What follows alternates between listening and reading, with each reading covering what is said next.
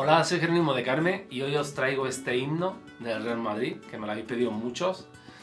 Sabéis que intento siempre aflamencar algunos temas, cuando se puede. Lo he intentado meter por bulerías, lo mejor posible para que suene bien, y este es el resultado. Por cierto, muchas gracias a mi amigo Luis por prestarme la camiseta. Y me preguntaréis, Jero, ¿de qué equipo eres? Mirad, a mí me gusta mucho el deporte, o sea, no lo practico, pero me gusta mucho el deporte, me gusta mucho ver los deportes, todos, tenis, natación, fútbol, olimpiadas, todo.